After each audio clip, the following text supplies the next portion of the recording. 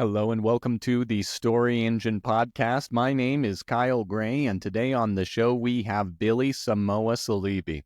Billy is a master at creating podcasts and YouTube channels that are baked in strategy for growth.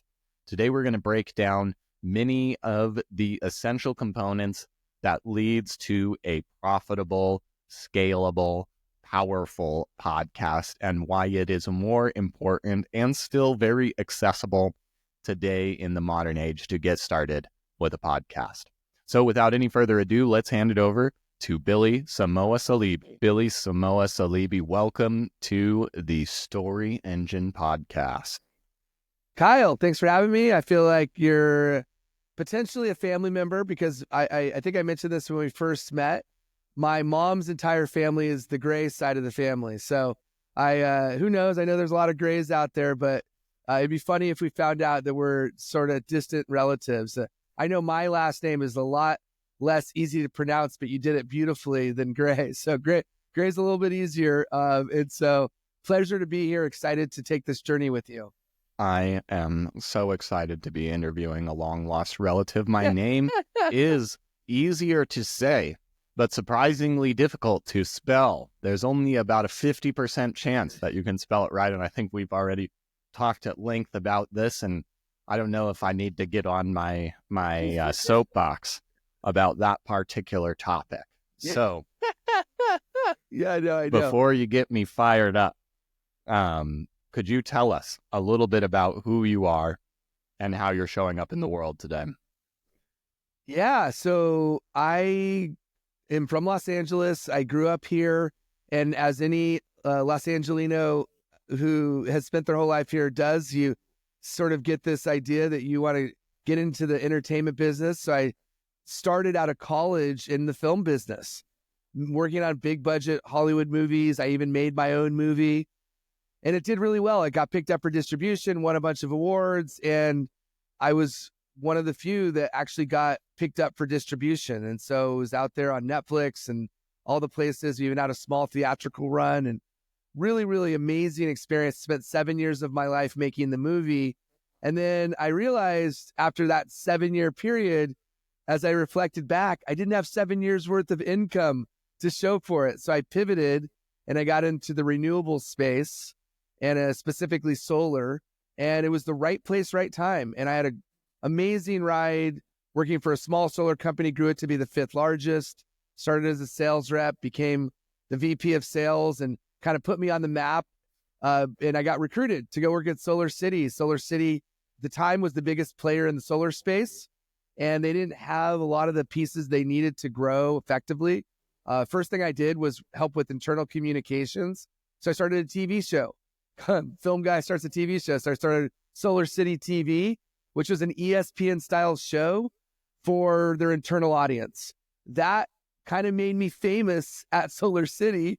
And so I ended up getting a really cool assignment to build the leadership development training program, the sales training program, and then Tesla acquired Solar City. And then when that happened, that really was a game changer for me, for my career, for my experience.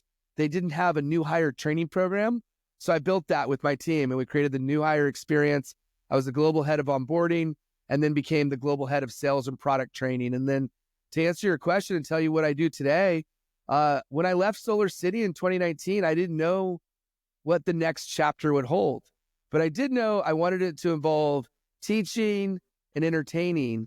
And a podcast really is, I think, the best platform to do those things, because you can go a lot deeper on topics. It's a lot more rich, nuanced experience. And I created my own podcast. I started to quickly realize I needed a team. So I built my own team. I found a video editor, an audio editor, and all the pieces of the puzzle. And then I was like, wait a second, this is a business. So I built a bigger team to help other people. And today, what my business, Podify, what we do is we help impact makers build platforms to make an impact with purpose. And so purpose, the type of people that we work with is purpose-driven leaders, entrepreneurs, founders, speakers, people who have a point of view on a topic or area of expertise, and they want to share that point of view with an audience that can then take that knowledge and do something remarkable and put a dent in the universe. Well, this is a particularly wonderful thing. As a podcaster, I think I have been running this show for 4, maybe 5 years now. I think I have over 350 episodes. And Amazing. it's been a process that, frankly, I've fallen in and out of love with at times. I get you. Yeah, there are times, and the way that the market and the landscape has evolved in this place, there's been times where I've really enjoyed it. I love the connections that it provides and the opportunities to connect with more people. And just being able to share my voice and explore my ideas in a really consistent way. But it's also been something I don't think I've missed a week in this. And there's been some times where I've been a couple of weeks and a couple of months ahead in content, and sometimes where I'm way behind and I have to like jam something in really quickly. And so it's been one of the most consistent things. And yeah, sometimes it's very challenging. Sometimes it's wonderful. And I don't know if I necessarily have a jumping off question with this, as much as just musing and reflecting on how big of a process this really is. I think a lot of people don't realize that, actually. And that's the thing, is they get started thinking that they could do it sustainably, but to your credit, very few can do it as long as you have, with the consistency that you have. So it's a testament to you, your dedication, and your commitment over a long period of time. Shout out to you, bro. I mean, you're in very rare company, and I applaud you for that. And so, yeah, I'm right there with you. It's, I've been doing mine for quite some time. I've taken little breaks here and there, and ultimately now, because it's my business, I'm so engulfed in other people's podcasts that, sometimes my own podcast takes a back seat. So. Oh man, well that is also a common thing, and not just with podcasts, but anybody who has a talent and a skill to offer as a consultant or a creator, that I've seen in many different formats, has a similar problem. The classic cobbler without shoes, or their Totally. kids don't have shoes. One of the things I would love to know from you, since you've been so close to the pulse, and not just with your own work, but with many others, is tell me about how this landscape has evolved over the years, and where do you see things going with podcasting? Because it's not been exactly the same. It's not been a straight line of growth, and the environment keeps changing. Yeah, I've seen a lot change even in the relatively short time that I've been in the podcast universe. And I say relatively, I mean, it's still about a quarter of the lifespan of podcasts, or maybe even a third at this point that I've been involved. So it's still a decent sized chunk, but there's a lot of people who started before me. One of the things I did early on was I started another show in addition to the first show I started, Inside Out. I started another show called For the Love of Podcast.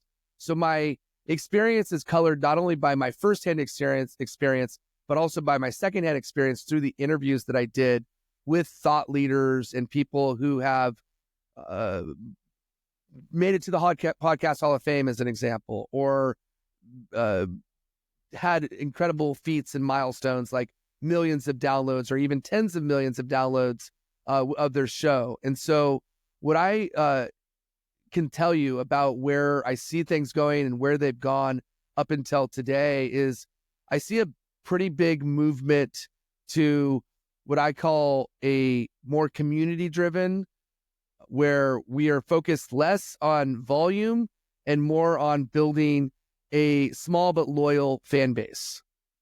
The community driven component, it's the 1,000 loyal fans concept, and niche will win in the end. And you hear this niche down, and I've heard it even put more directly, niche down again, and then niche down until it hurts.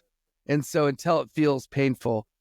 this is advice that's not new advice, but what we're seeing and what I'm seeing is that niche-oriented podcasts where they could build a very tight-knit community around a specific topic, that's the trend that's happening, mainly because people need to own their audience.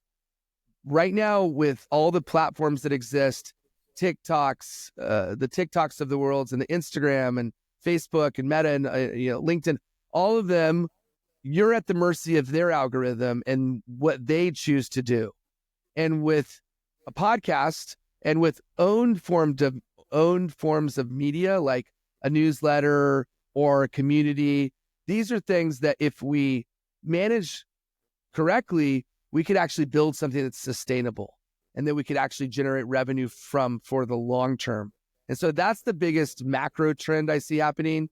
The other thing that I've seen happen over the last few years is that everybody started a podcast, right? The COVID happened, everybody has more time on their hands, so they started everybody started a podcast.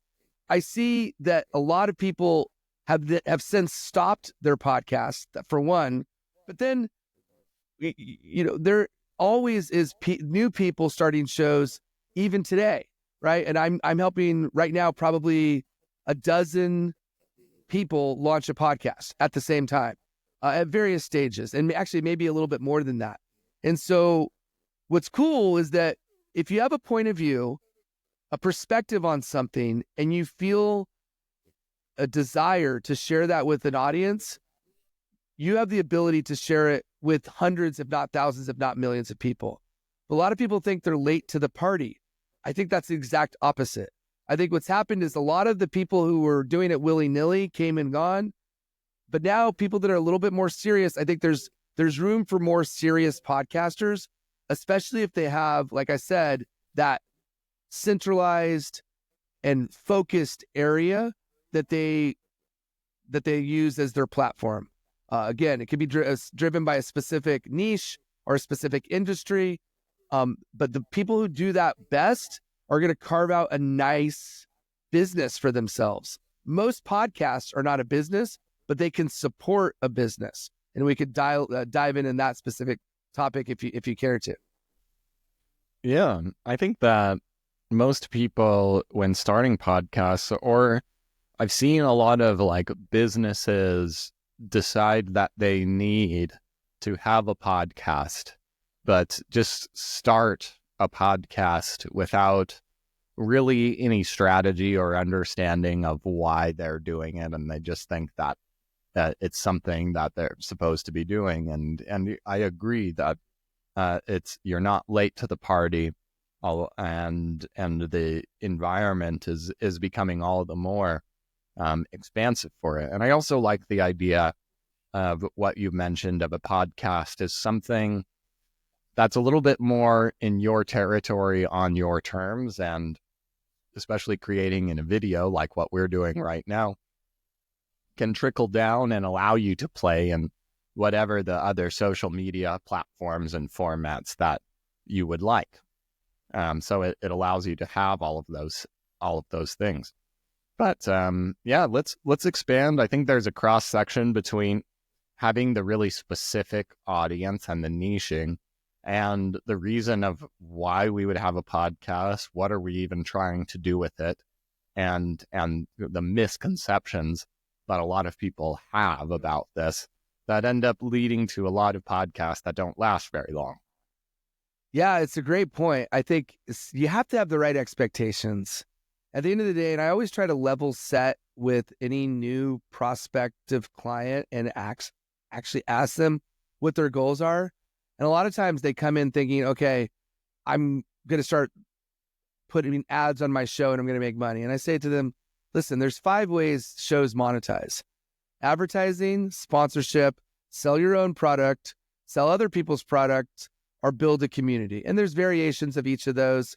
But the first one, the advertising, that really is for the elite podcast that's doing tens of thousands, if not hundreds of thousands or millions of downloads. And so what we really want to drive towards is, why are they doing this to begin with? And I kind of boil down goals into 2 broad sets. One is selfless goals, which I call impact goals. And the other is selfish goals, which are goals for their business or for their brand or even for their ego, right? For, they get the metrics, the downloads, those sorts of things. It's okay to have those goals, but then you got to ask yourself, why do you have those goals? And then from there, once you have those goals written out, and they should be specific and measurable and attainable, right? And time bound and relevant and all the things that we would want a SMART goal to be. But the goal itself is meaningless unless we have a strategy to get there and an implementation plan. And this is why, I really try to make sure that I have this conversation up front. Because if they have a goal that's not really attainable or that's not really a goal that matters, they might think it matters, but it doesn't really matter. I help them figure those out. And then from there, what's the pathway to get there the fastest and the most efficiently? And so the pathway, though, is really where the rubber meets the road. And this is where I think most people get it wrong, is that they think it's all about content. And content's important. I don't want to minimize that. But content alone will not get you there. You can have the best product in the world, but a podcast is kind of like the ocean. And if you are going fishing in the ocean, if you don't have bait, it's going to be hard to find fish. And so in the same way, a podcast needs to have something that will attract people to it. It's like a book. A book on it by itself usually is not going to see success. You got to do a book launch. You got to do a book tour. You got to do radio interviews or podcast interviews. It's the same thing with a podcast. And people forget this. They spend about 80, 90% of their time on the content and only 10 to 20% of time on marketing. That should actually be inversed. And if not inversed, at least 50-50. And again, I don't want to minimize the importance of content because that's a given. You got to have great content. But along with great content, you got to have great marketing, and a part of marketing, probably the most important part, is packaging. What is the branding, the look, the style, all of those things that attract people to? It's like if you have a bad piece of bait that's not attractive, less fish are going to come by. And that same thing holds true for a podcast, a YouTube channel, anything that you're putting out there.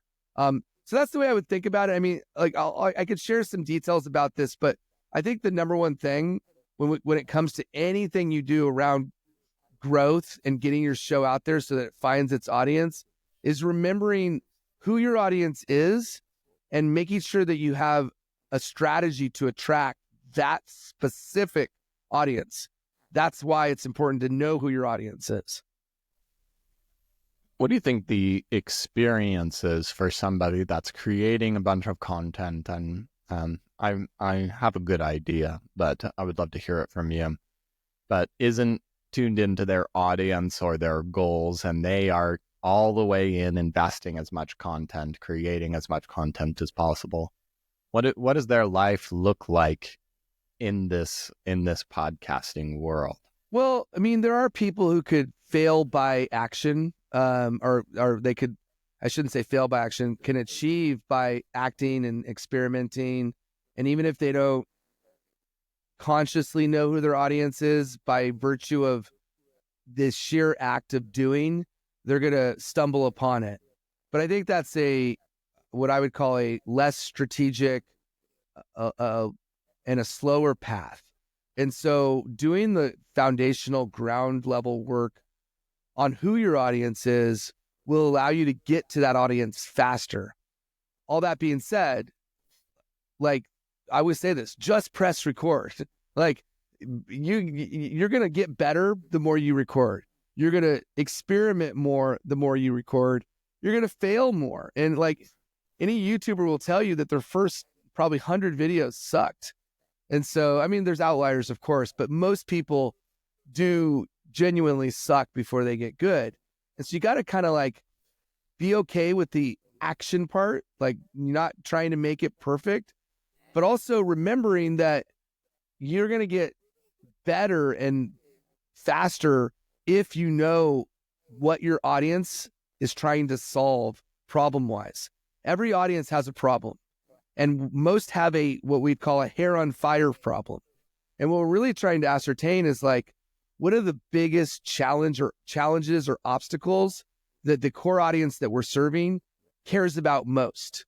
And then how do we want to make them feel, or how do we want to provide solutions that will help them solve their most challenging problems? What a great question. I would love to turn that around on you right now. Yeah. What are the greatest challenges that your audience feels, and what are the problems that they would like solved? And I think we've been touching on them a little bit, but what is your answer to that? There's 3, and they relate to each of the legs of the stool of what I do. So there's production, there's marketing, and there's monetization. So with production, what we're solving for is, how do I buy my time back? Because they don't have the time to do the editing. They don't have the time to do the packaging. They don't have the time to do the research on what the trends are.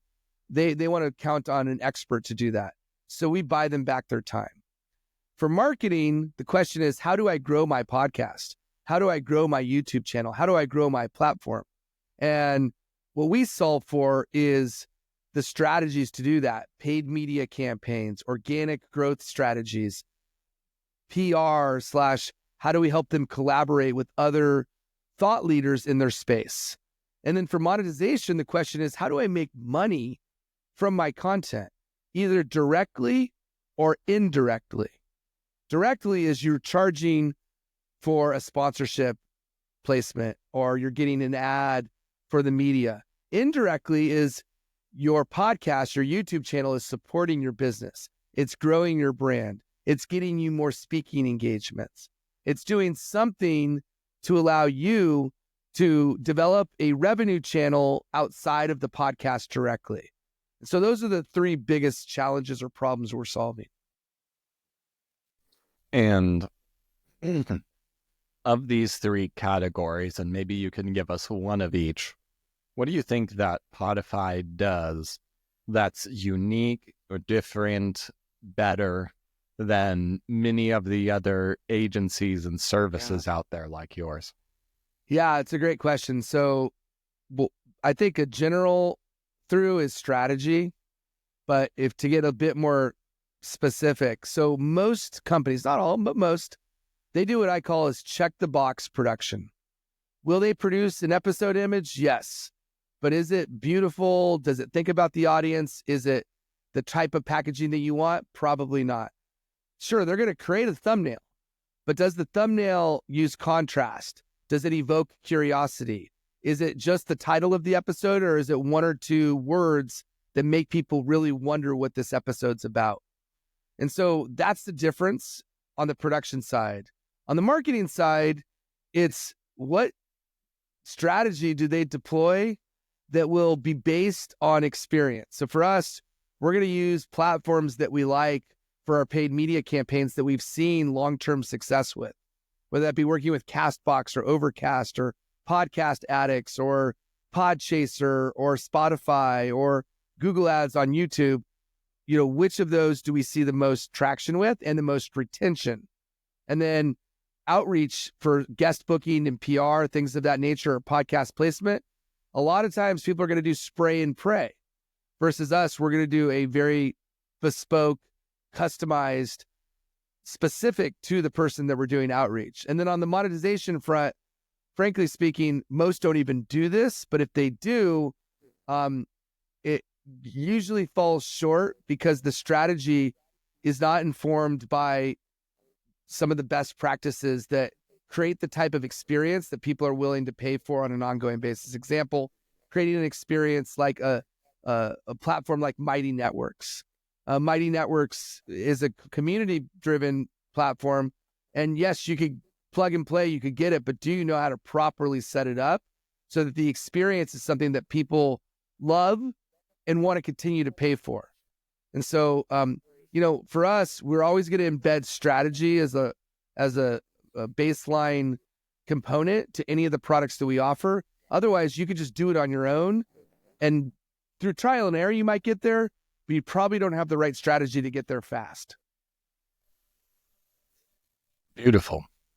And going through all of these things, it means I have more time to do what I want, which maybe is making more podcast episodes, but probably doing other things that aren't in my office. That means that it's a podcast that I'm proud of, which is like, instead of just having the check the box production, which I have had an agency that was very much along those lines, that would just create things that really didn't have anything. They looked on the surface like some of the other things that were out there, but something that I'm proud of, as well as something that's attracting the right people. And then having a pathway of monetization that actually makes me excited to create more and excited to come to this and thinking about this in a way. Does that sound accurate to the promise that we're providing people on the other? Yeah, it's a great reframing. And then, I would just add, I think the thing that maybe is not in what you just said is that it's actually reaching its audience. And so the growth part, going to that second point or second question, which is, how do I grow my show? So it's, how do I buy back my time? How do I grow my show? And how do I make money from doing the show? Or how do I generate a revenue stream? Those are the three core areas. So I think you hit the first and the last, and maybe you hit it and I missed it, but the growth part, I think, is a really important part. It's the part that, that's the part that, ego, if you really want to, it's part ego, but it's also reality. Like, people want to reach an audience. They want to make a bigger impact. They want to know that their time is well spent and that it's actually reaching enough people for it to justify their most expensive component, which is their time. I agree, and I certainly do. Okay. Well, now I'm going to reflect back some of these problems and experiences with these problems to you. And it's your role, as you're listening, to just feel where these things are occurring in your body. Okay. And we'll take it from there after that. Okay, cool. I'm with you, brother. Let's do this.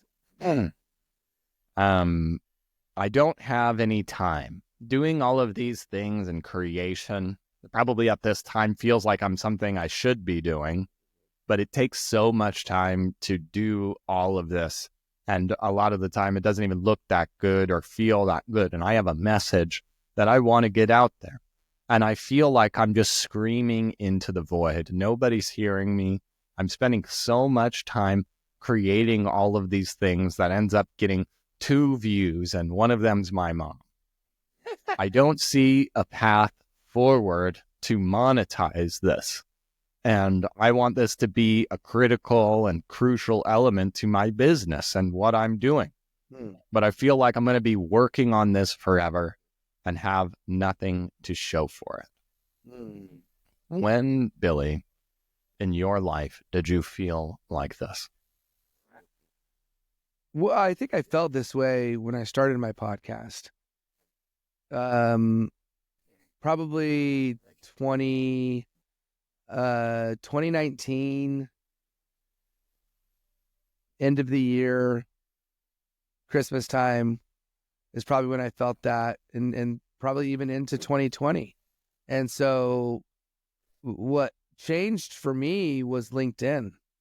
I got a LinkedIn message from this lady named Lorena Acosta, who at the time had 330,000 followers. Today she's got 1.3 million. And she just said, I heard your podcast and loved it, and I shared it with my followers. And I saw that she had 6,000 impressions in an hour. I'm like, hang on a second. All she did was post with her 6,000 impressions. And here I am, I'm making posts, I'm doing all these things, and diddly squat. So it resonated with me that LinkedIn is a platform that can't be ignored. And also, if I learn from other people who've had success on that platform, I could probably leverage it a lot better than I have been. So that was a big aha moment. But yeah, to go answer your question, end of 2019, beginning of 2020. What did your studio look like at the end of 2019? Good question, man. Nothing like what you see today. I'll tell you that. It's funny you say that. I haven't thought about this in a while. It was, I had a different microphone, different camera, different lighting, like different angle, different background. I mean, literally nothing was the same. But that's not very helpful for me, to be honest with you. If it's different, what does it look like? Like, what did the microphone look like? What did the studio look like or feel like? Give us something that we can actually walk into and picture in our minds. It was a, I mean, okay, so it was, what was the microphone? It was a condenser microphone, so it was a little bit, it looked different than this. I don't think I had a stand like this. I think I just had like a little desk stand. The background, I might have included these relatively soon after starting, but if not, there were times where I used a green screen, or it was more of a white sort of drywall background. I think I pretty quickly moved to the background that you see here with the wood paneling. The camera that I used at that point was, I think, just like a webcam, which was just a general. I think I have one. Yeah, you know what I mean, like one of those like little webcams. Yeah. And then what else? Didn't really have good treatment around the room. It wasn't really well treated. The lighting was very basic lights. It wasn't anything fancy. I've got better lighting set up now. But I'm a film background, so it wasn't like awful, but it wasn't like what it is today. And so I had headphones that were older, and what else? I think that's about what I can remember right now. I mean, what are some of the judgments that you would have on yourself in those long days, especially as somebody with a background in video of creating this before Lorena reached out? Yeah. And you were in this studio making things, and there was probably a pressure that they had to be something, and they weren't being anything. Yeah. I want to go back. Now you're making me think. I want to go look at my very first episodes and see what it was. Like, I'm quite curious, because I'm some of this is a bit of guessing, but it definitely is markedly improved. It certainly was better than a lot, but it wasn't awful. It wasn't awful, but it wasn't anywhere where I was like stoked on it either.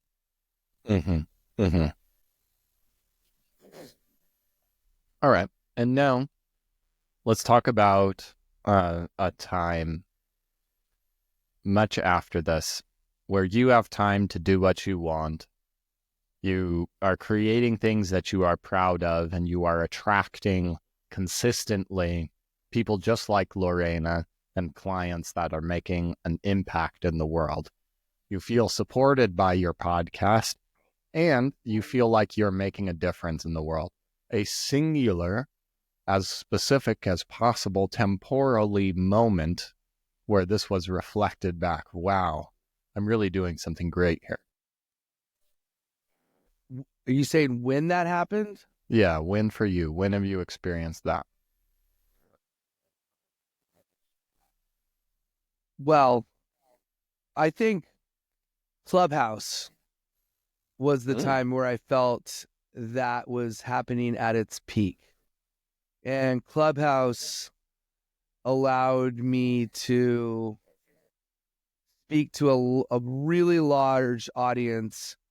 And because of the amount of time I was recording, and not even recording, just talking into a microphone, I feel like I got a lot better by repetition and just the sheer volume of hours that I spent behind the mic. And so when Clubhouse was happening, and not all of this was videoed, but it was all audio. And to me, I think that was a high point. I was interviewing elite. I was interviewing Lex Friedman and Damon John, and just people that I normally, wouldn't cross paths with. And so that was super, super exciting, and a lot more than that. Jim Quick, and I mean, so many people. And, now, I have developed a pretty good roster of people that I've interviewed. So it's not unreasonable for me to think I could, those would be people that I'd interview. But, we're talking 2021, I think it was. So not too far after even launching my business. I would say that was a creative high point for me, where it fit the bill that you're describing. What's something that you would do around that time that wasn't in your office? How would you treat yourself? Recording day's done. I'm going to do something fun.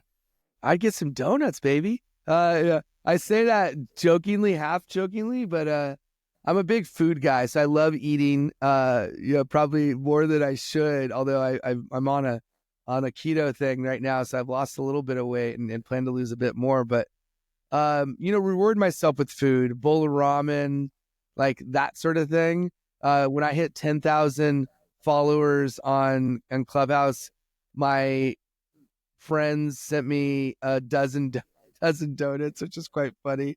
I'm not even that big of a donut guy, but I think I would reward myself with food.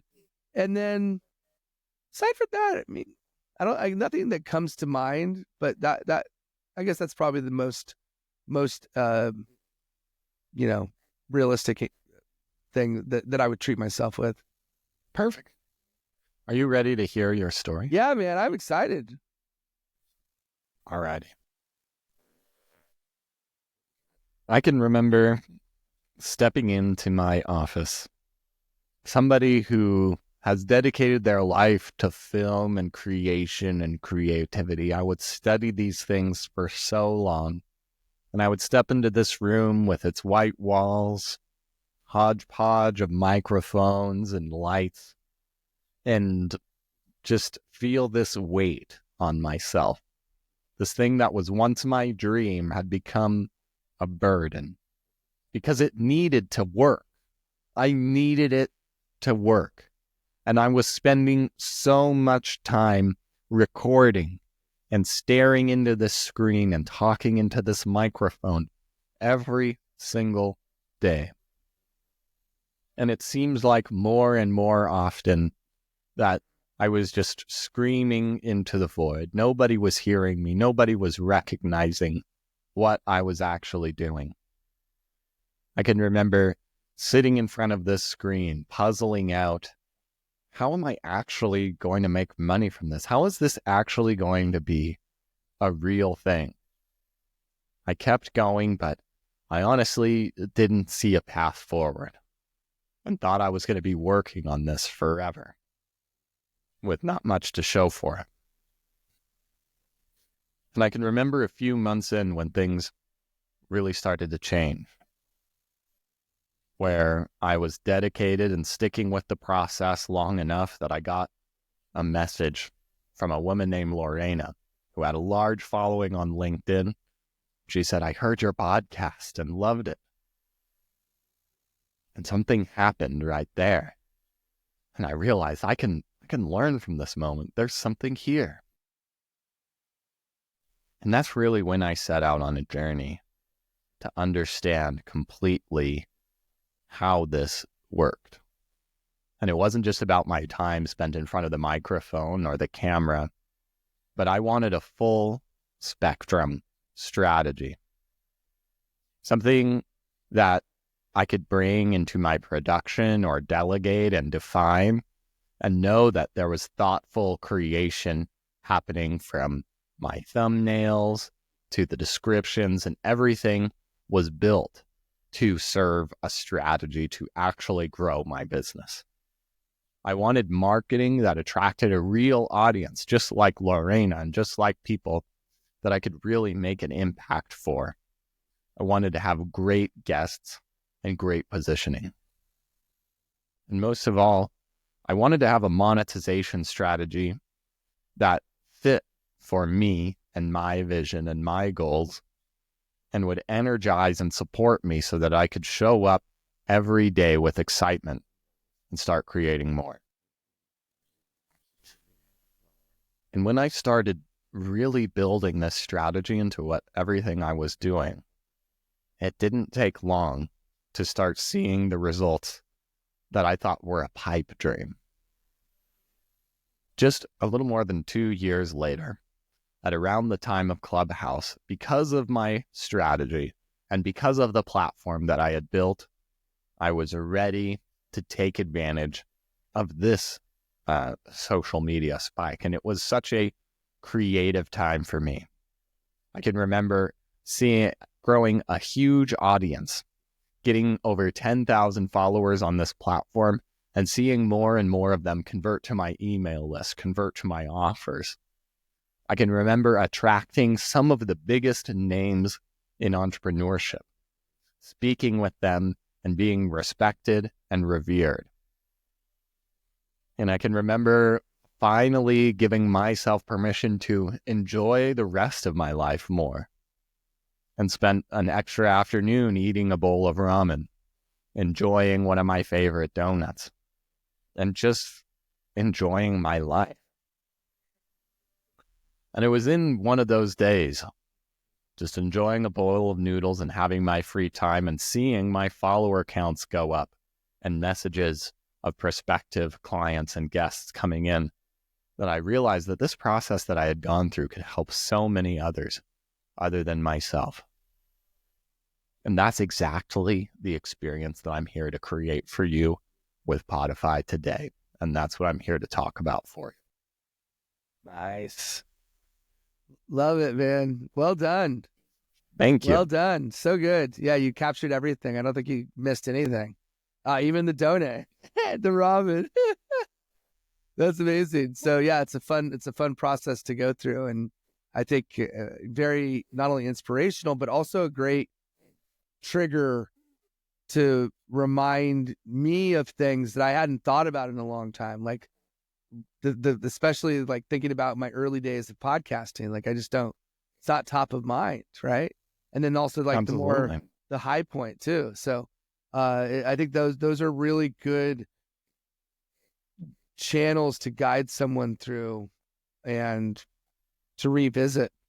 So really, we get really so fun. caught up in our expertise that a lot of these things become hard to remember, and hard to know what's the valuable thing to showcase. Yeah. And a lot of what I do is just ask good questions and provide friction where it's needed to allow these things to rise to the top. And thank you so much for playing full out in this process. Absolutely. Well, thank you for having me. Thank you for guiding me and inviting me, and also for providing the end result of the story being shared in the way in which you did. And so I can't wait to watch it again with fresh eyes, and when I'm just can watch it and embrace it again, because hearing it for the first time is one layer of, but hearing it again or seeing it again will help as well. So I appreciate that.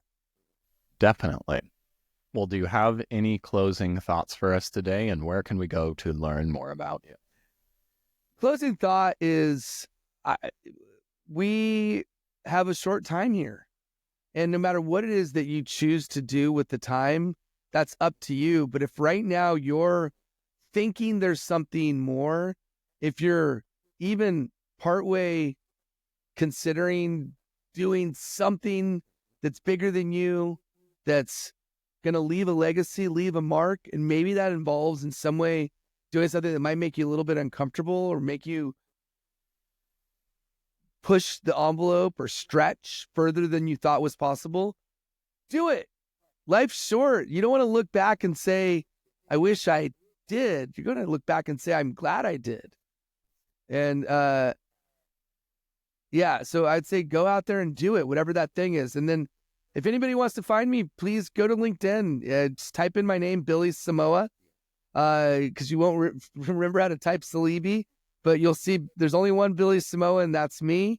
And you'll see my smiling face, and send me a note. Let me know where you heard this.